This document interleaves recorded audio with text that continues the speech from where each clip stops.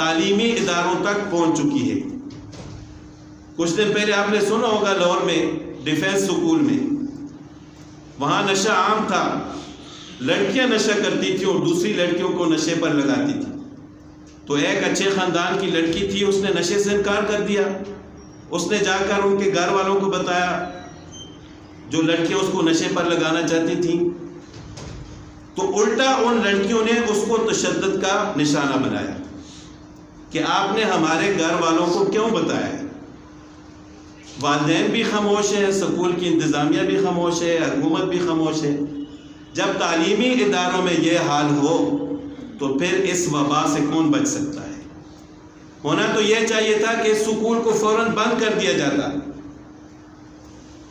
کہ جو ادارے تربیت کرنے والے ہیں، تعلیم دینے والے ہیں، ان کے اندر نشہ عام کیا جاتا ہے اور شریف خاندان کے بچوں اور بچیوں کو نشے پر لگایا جاتا ہے، تو ایسے سکولوں کو اور کالجوں یونیورسٹیوں کو فوراً بند کر دینا چاہیے۔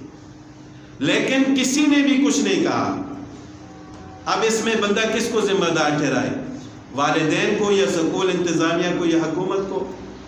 پہلی ذمہ داری تو والدین کی بنتی ہے کہ جب بچوں کو سکول میں داخل کرائیں یا کالج یونیورسٹی میں، تو دیکھیں وہاں کیسی تربیت ہے، وہاں ماحول کیسا ہے۔ صرف یہ نہیں ہے کہ پیسے زیادہ دیں گے تو ڈگری اچھی مل جائے گی، اس کا نام تعلیم نہیں ہے۔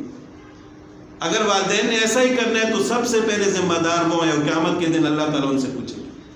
پھر دوسری ذمہ داری اس ادارے کی انتظامیہ کی ہے۔ اگر ان کا مقصد ہی یہ ہے کہ بچوں کو اس طرح گمراہ کیا جائے تو پھر قیامت کے دن اللہ تعالیٰ کے سامنے ان کو بھی جواب دینا پڑے گا۔ اور پھر حکومت کی ذمہ داری بنتی ہے کہ وہ نگرانی کرے کہ ایسے اداروں کے اندر کیوں ایسا کیا جاتا ہے۔ تو اللہ تعالیٰ ہم سب کو محفوظ فرمائے اور ہدایت عطا فرمائے۔